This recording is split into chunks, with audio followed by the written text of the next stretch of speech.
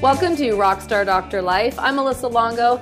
As a chiropractor, I believe we have the profound ability to impact our communities and people's health on a global level, while also enjoying rich and rewarding personal lives and giving attention to the things that matter to us. Each week, you'll hear an inspiring conversation to give you ideas and insights to rock your practice, pursue your passions, find more connection and meaning in your life, and create a life and business that works for you. Hey there, Rockstar listeners. I am excited to be chatting with a fellow podcaster today and chiropractor extraordinaire, Dr. Josh Handt. Welcome to the show. Thank you so much. I'm amped to be here. I've been waiting for this conversation for a couple of weeks now, so thanks for having me. We have a lot of things in common. I follow you on Instagram, and I quite enjoy a lot of your posts and notice that we have some lifestyle similarities as well as podcasting and being chiropractors. But before we jump into some of the things that you're doing these days, I'd love it if you could give everyone a brief intro as to who is Dr. Josh Handt, what are you up to these days, and what do we need to know about who you are? All right. Well, I'm a full-time chiro. I practice in New York City, this little small island with, like 11 million people on it or something like that. Been doing it since '06. I absolutely love it. I love taking care of people and helping people, change their lives and save their lives. And started podcasting, I believe it's just over a year ago, and absolutely love being able to share my message and others' messages, just like you're doing with my audience, for my practice and people elsewhere. So it's been a fun journey. What made you want to become a chiropractor in the first place? Oh, it's a long story. I'm going to try to condense it down. All right. Okay. So my father's a chiropractor. So he always let me do whatever you want to do. So I was a full-time skier. I figured I'd be a ski either in the Olympics or a ski bum for the rest of my life. And I got injured when I was in school and decided to transfer schools and got into a business program and fell in love with marketing, but it was creative. I'm not like a great numbers guy. I was never a great analytical person. I'm an analytical person, but I'm not very good with numbers. Mm-hmm. So marketing was perfect because it was creative. It let you use your brain. And then graduating, sitting in an internship at Sony Pictures on the 16th floor, looking out the windows. I had an awesome room, by the way. My office was ridiculous, more than nicer than most people's. Looking out the window, going, "Am I going to be sitting here in 30 years? Am I going to be sitting at the same damn desk for 30 years?" I'm like, something's not right. So I went back to a community college, took an anatomy and physiology course, because my father begged me to take science classes just in case I decided to make that transition. And I took one, and it was the worst thing I ever did, so I never took any more. Mm-hmm. So I took this anatomy and physiology class, had an amazing professor that, happened to be really good. And I was like, holy cow, I get this. This is easy. And then I applied to chiro school right after that. My parents both fell on the floor when I told them I'm applying to school. And that was it. I just went head down and straight in, because I was a barely 2.5 GPA student in high school to almost a 4.0 in college because of where I fell in love with business. And then I just kind of kept my head down and kept on going through chiro school and absolutely love it. It's easier to study and excel at something when you're into it, right? It's something I'm trying to teach my teenage son right now, because he hasn't really found his passion yet.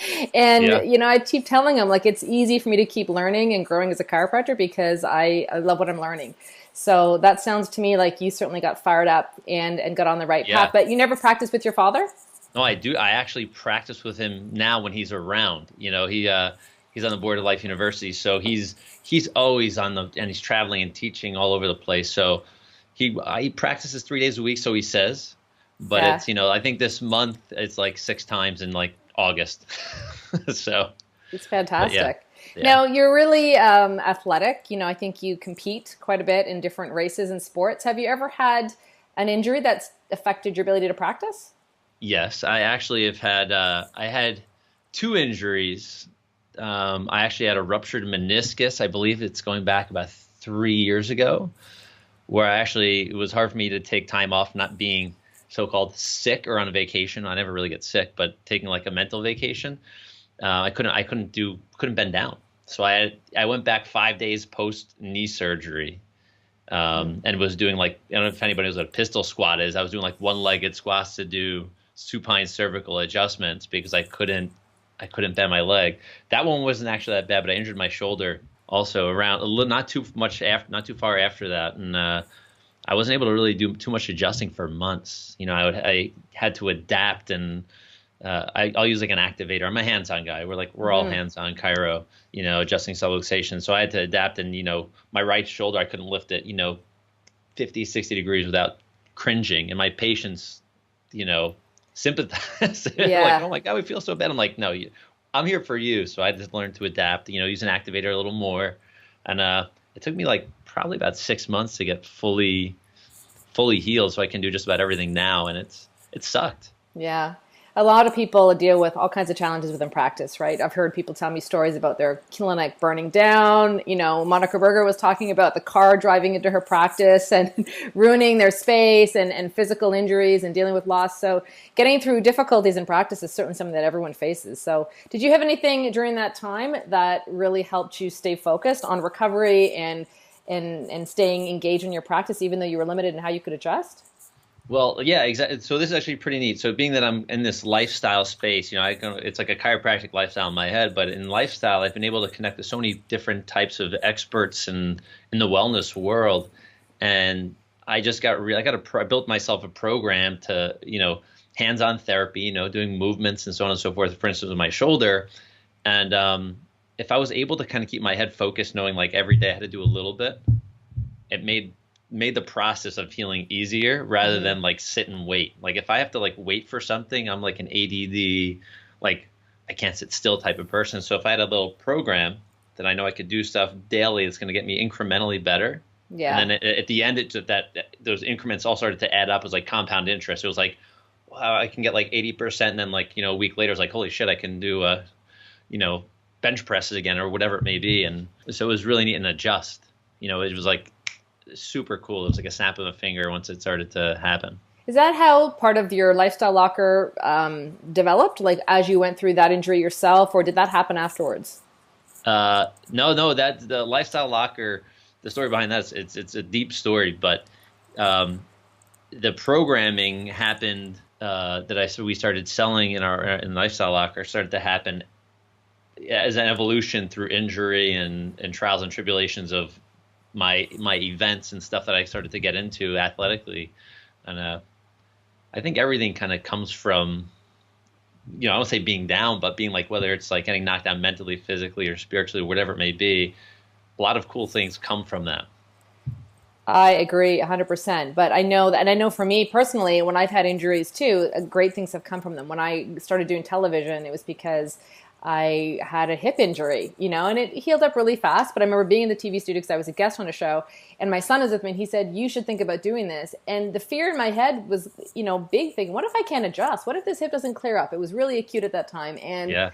I just took a leap then and pitched a show. And next thing you know, it started me doing a lot more media stuff. So I'm with you. A lot of really cool things happen when we have to get ourselves through difficult situations. So let's talk a bit more about like the lifestyle locker. So you have the podcast, obviously, and listeners, we'll put all the links to the podcast and all things lifestyle locker related in the show notes. But tell me more about how that started, who some of your favorite guests have been, and why people should be listening to the lifestyle locker. Okay, so that's those are all awesome questions, and I don't want to like. Okay, Ted. Okay, we'll start with how did it get started? so when I was in undergrad, this is going back a long time now. So this is like maybe 2000, 99, something like that. I was in a business honors class, and we were sitting down, and it was more like a conversational class. It was on business ethics, and we were going over how, pharmaceutical companies or at the time were like sending doctors to all over the world on vacations if they sold a lot of drugs and this and that. And it really got me ticked off, even though I wasn't going to school to be a chiropractor. That's the way I grew up. If you took an aspirin, it was like the worst thing in the world. So I got this thought. I still feel that way. Oh, 100%, man. 100%. My God. So I got this thought in my head. I said, well, if these drug companies are kind of like going crazy and getting all this advertising, so what if I could create something that would drive people to do things all things natural, like see a chiropractor, like eat healthy foods, maybe start to exercise. Like, how do I drive that? And that story got lost as I finished my undergrad program and then jumped straight into chiro school after that happened. This has got to be, I don't know how many years ago. I said, I had listened to my first podcast. But someone's like, you ever heard of a podcast? I'm like, I don't know what the hell a podcast is. listened to my first podcast, and I'm like, holy crap, this is how I have to get my message out. And long story short, got some mentoring, listened to like the guy John Lee Dumas on podcasting, and then Dr. Ed, our friend, Dr. Ed Osborne, and it all kind of morphed together, and I just jumped right in. And the hardest thing for me was with podcasting was hitting the go button. Like I had this list. It made this huge list of people I wanted to call and email, and how am I going to get their phone numbers and emails? But long story short, once I hit the go button, it became very easy. People said yes. And I was like, really? And then I just started to talk to people and interview people. And some of my favorite guests, I have like interesting guests, and I go everything from like mindset to like the mental, physical, and spiritual and biochemical, kind of like in chiropractic, like the 3 T's, thoughts, traumas, toxins. That's kind of how I kind of break my podcast down. But I have everybody from like Dr. Josh Axe. We get into like a nutritional and Eastern medicine thing on healing, and how chiropractic also plays a big role in that, to people like Ben Greenfield, who's like this crazy biohacker, and just, you need to listen to a 30-minute podcast about 12 times to gather all of his information. So people like that I absolutely love, because they can offer so much great free content that people that are listening can actually take action and do stuff.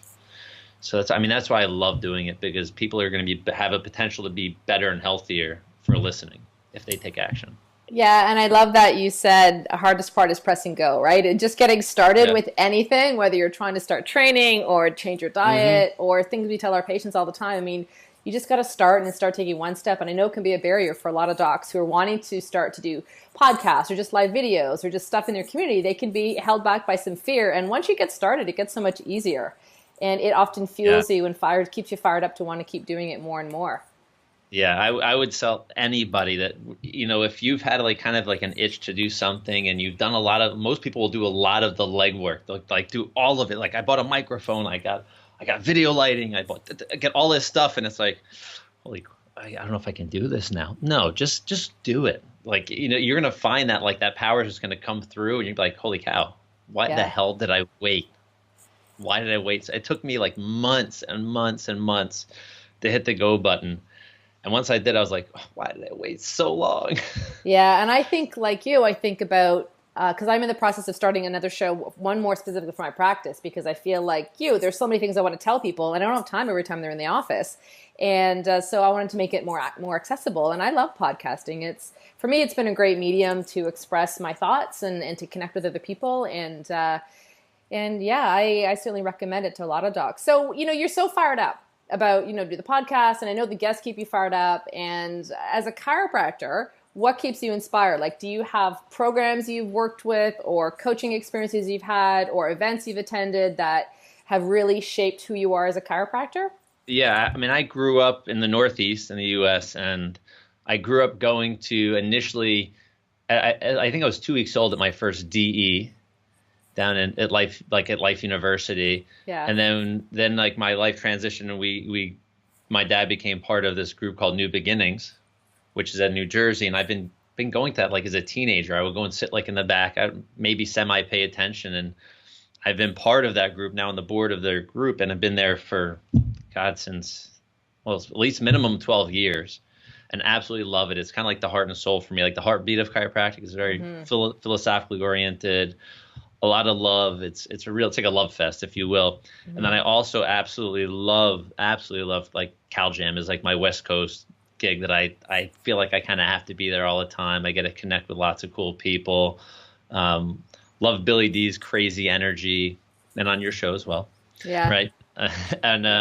That because is like kind of like I won't say my heartbeat, but those two seminars are really great for me to kind of stay grounded and stay like really keep my head down and going in chiropractic, because it's super important. And I have accountability groups that I work with other docs, via things like Skype, where we get to chat and hash down things every week, which are very helpful. But I feel most chiros, if you get yourself in a rut and get comfortable, that's when practice starts to go down. I've been there myself.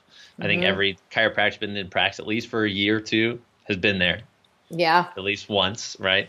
And it's, if you go down, and I was thinking about this today before our call, is like stagnation kills everything. Yeah. Kills I mean, whether it's like a puddle of water or your practice, right?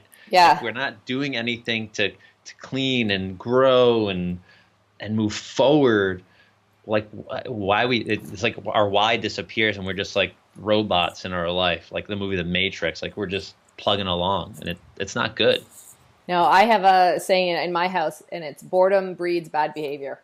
And Yeah. I think in as adults, in all facets of your life, if you're bored with your work, you're not producing the way you could be. If you're bored in your relationship, maybe you're not going to put as much energy into a great partnership that you might have. If you're bored with in life, most people don't make good choices for themselves when they get bored.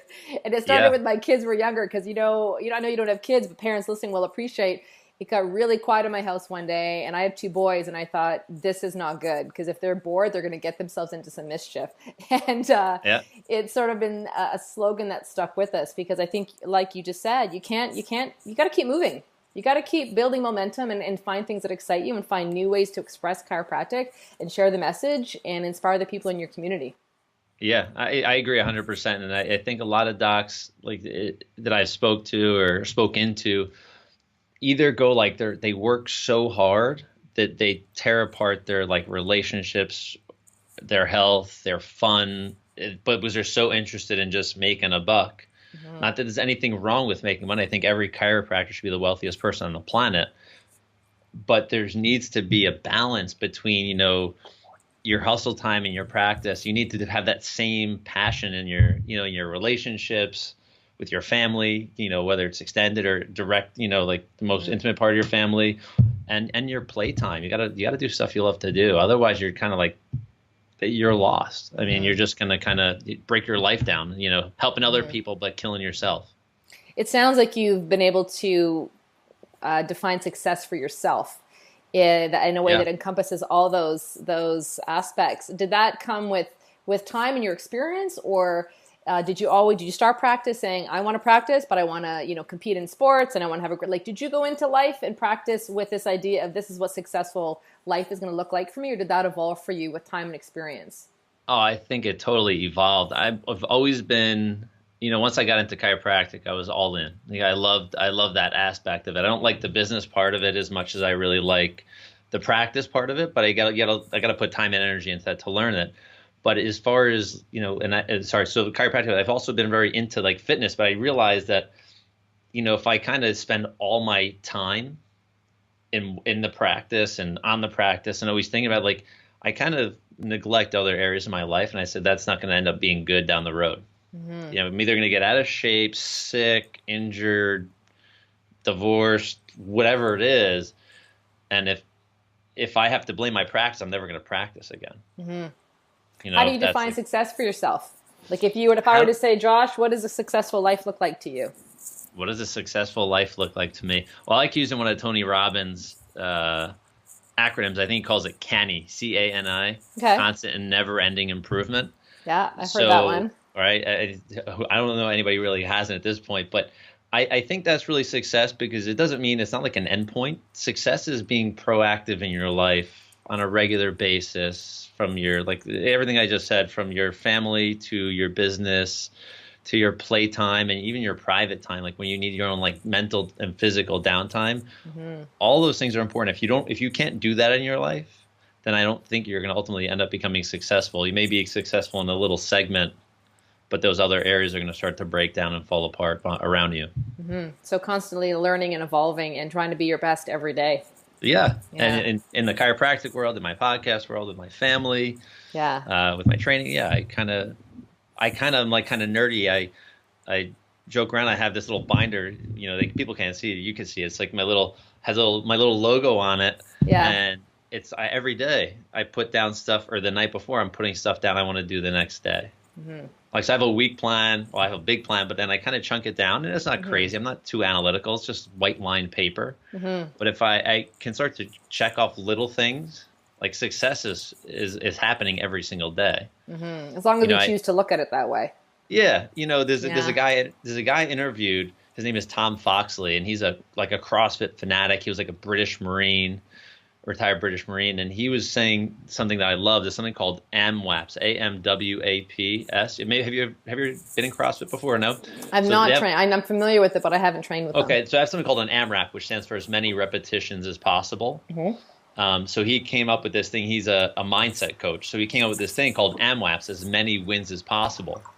And he goes, we kind of get down on ourselves. Like, it's like whether you're in weightlifting or business, like, oh, I didn't make $1 million this year, but I made $999,999. But you're pissed at yourself for that $1 or whatever it may be. So you got to start looking at like all the little wins, which will start to change your psyche. And I start to do that. And that's for me, like the checklist for me is kind of like that. Okay, good. I am accomplishing things. Even if I'm not hitting that highest goal I want today or tomorrow, I have these little things I can start chunking down, and it just makes it happier.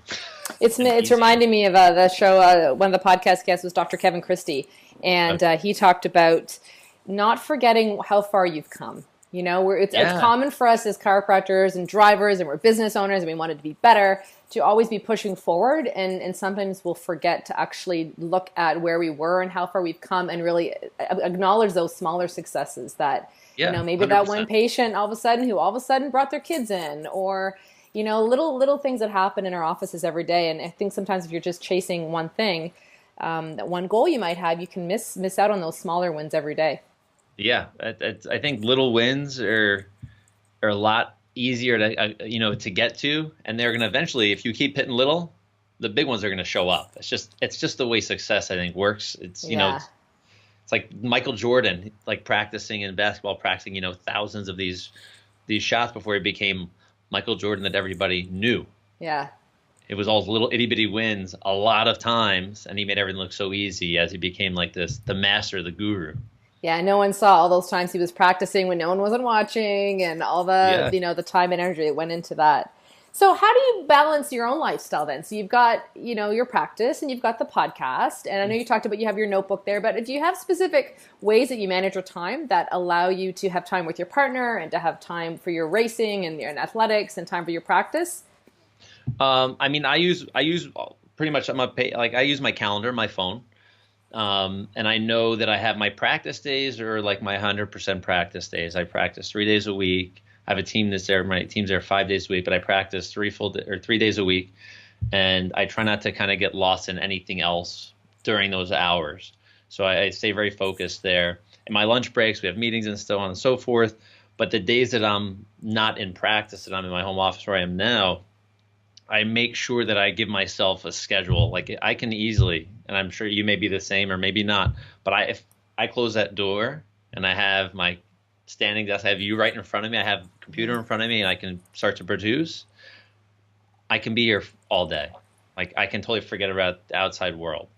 So I set scheduling. It's like, okay, I know I have these 6 things. My wife asked me this morning, I came back from my early morning run, and she's like, what do you got going on today? I'm like, I have these things going on.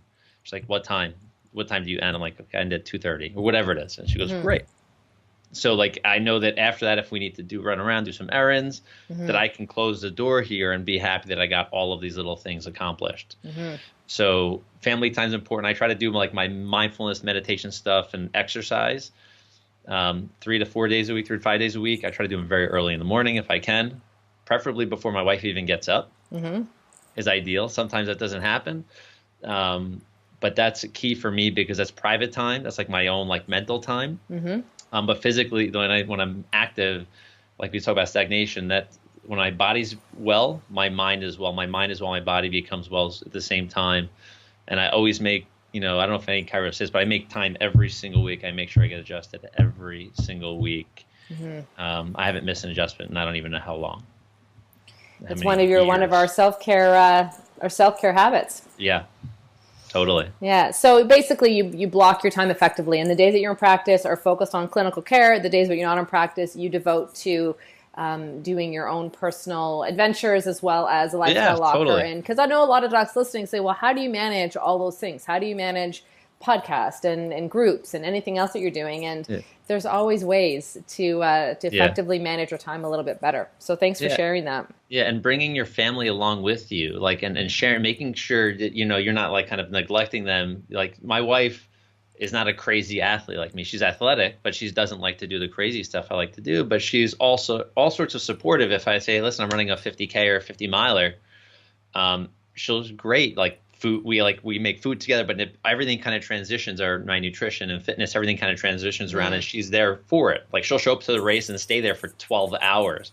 God bless her. I don't have that patience, but she'll come and hang with our dog and run in and chase me down the finish line with the dog, like screaming, like, she's only been there for 3 minutes. So I think bringing your family along for the ride, whether it's your practice and keeping them kind of like up to date and like, people always say like at the end of the day, it's like, how you doing? Like like a spouse. We do that, but we try to make it a little more realistic because I don't want to sound like a TV show where it's like the same BS every single night. Yeah. So we kind of like, what were our little wins for the day? Like if we have to get something off our shoulders, we try to do it right away. And if something's bugging us, and then we just kind of move on and have fun talking about the rest of, about us. So self-care is something that you've integrated into your lifestyle fairly well. And I'm sure it's something that comes up with all of your podcast guests. What are some of your favorite hacks, like health hacks that you've learned from some of your guests? So one of my favorite that's kind of following me around now is I did some training with, there's a guy named Wim Hof. Have you heard of Wim Hof? I have, and I know what you're going to say now. Okay, go for it. So I worked with his head trainer, and his name is Casper van der Meulen, and one of his other trainers. And after interviewing these guys, I decided, like, let me start cold showers. So my favorite thing is getting into the cold. I shouldn't say my favorite thing. It's my least favorite thing, but it's a great thing. I've found that, like, my energy goes up. I found that, like, I don't get as sore and achy as much anymore, and I feel like I respond and rebound after training hard very quick. So ice baths and simply get in a shower, just turn it down till you can deal with it without waking the whole household up for about 30 seconds, spin around, get nice and cool, and then do that for a month. You can take your normal shower first. Don't like just jump straight into a cold shower. It'll never work. You just scream and fall and probably hurt yourself. But do that and get it. See if you can get to the like 100% cold by the end of 30 days for 30 seconds. And it's great. I mean, it's fire. Do it in the morning because you're like so amped up. If you do it at night, you're not going to be able to go to sleep, but you're going to be all like wired. It's like caffeine. That's one of my favorites. What else are my favorites is I think the most impactful thing I've ever done lifestyle is learning how to meditate. By far. I've had some of the most profound experiences. I took a course with Dr. Joe Dispenza last year, and I was blown away. Like, it's hard to say, but I mean, like talk about like as a chiropractor connecting with innate. I mean, it was like being so in tune with life for 45 minutes. It was so wild. Do you find that it has given you more clarity, more groundedness? Like, how do you feel that meditation has affected your day-to-day life the most?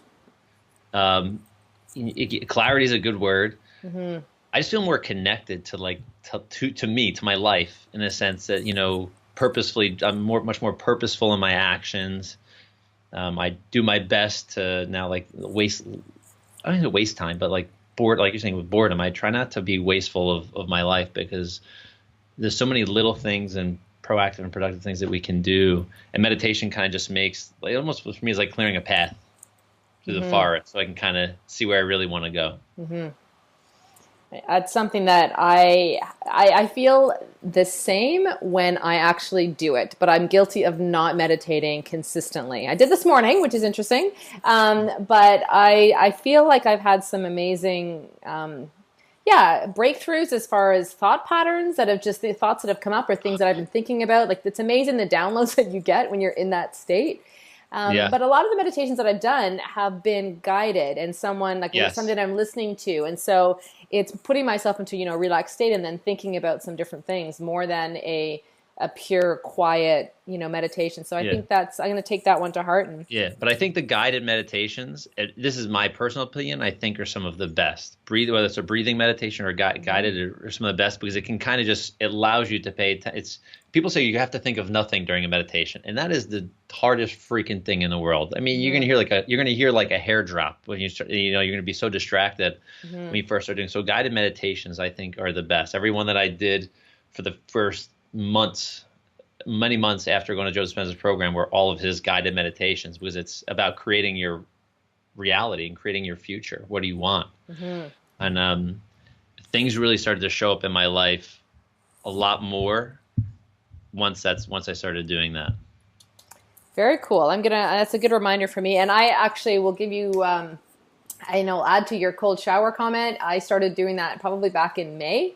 So at the time of recording, so let's say about 4 months ago, and I have not stopped since, because I actually started because my trainer said to me, I had a hip injury that was stopping me from training, and said, go down to the bay or go jump. Let's go down to the water, work it in the water. And I was like, in May where I live, the bay, the water would have been freezing. And he talked me into it. And I cannot believe, I'm with you. Like, I cannot believe what a simple and effective, routine it has become for me. And every morning I can't even take hot showers anymore. Yeah. Now it's not winter yet in Canada, so that might change, when that time of year hits. But I just find metabolism, my energy level, it's so invigorating.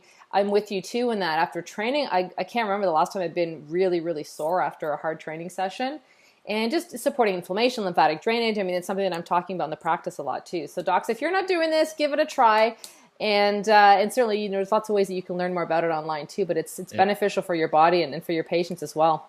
Can I share one other thing when it comes to cold? That's awesome specifically for chiros, and even if you're a runner, but chiros, get yourself a bucket. Like I have it's almost like a beer cooler tub, this small lightweight plastic, probably costs $5. So you can put about 6-8 inches of water in, maybe a foot of water, maybe less. I put ice cubes and water, let it get really cold, till let it sit for a few minutes to get cold. And at the end of the day, get your timer, hands beyond your wrists underwater, 2 minutes. It's going to be really freaking cold. Yeah. And then take your hands out, dry them off, and then same thing with your feet above your ankle. What do we use? Yeah. We use our hands all day, and we walk in circles all day. Yeah. So that's awesome. The cold water full body is great, but you're not jumping into ice water. Most people are not going into sub-freezing water all the time. So it's really neat for your hands, and it'll help your circulation in your hands, which will help healing. Should you do get an injury, you'll heal much, much faster. Yeah, and it's something that as I've been in practice for 16 years now, I'm realizing more than ever I have to physically take care of myself. I'm a hands-on adjuster as well, and it's not fun to be adjusting when you're hurt. So my self-care and having, I get adjusted every week, but even having massage, having some active release done at time to time, whatever it looks like, rolling, just doing simple mobility work and stretching. I'm sitting here right now. Usually I'm standing up and stretching when I'm podcasting, but it's just something that I feel like as docs we need to be mindful of, because we're physically demanding professions. Yeah, I like to say that we should be practicing what we preach. Yes. Right, you'd be getting adjusted and take care of yourself, right? Yeah. Well, Josh, you are certainly someone who is doing that in your own life and in your practice, and it's been great chatting with you today. Thanks for taking the time out and sharing with us your lifestyle and all the things you're doing with Lifestyle Locker. Listeners, I'll be sure to add in the links to the podcast so you can start listening and you can find out more about the programs he offers, and you can connect with Dr. Josh. Any last comments you want to share with chiropractic before we sign off here? No, share with you. Just much gratitude, Melissa. Thank you so much for having me on. Grateful for chiros like yourself that are sharing chiropractic stories from around the world, from rock stars. So I'm glad you think I'm a rock star. I do appreciate that. Thanks for being here today. If you like this show, please share it with another chiropractor and connect them with this message. We are always better off together than we are alone. If you haven't yet subscribed, head on over to Apple Podcasts or iTunes, and don't forget to rate and review the show while you're there. Be sure to connect with me on Instagram and Facebook, and find out more about today's guests and all things Rockstar Doctor Life by clicking in those show notes. See you next time.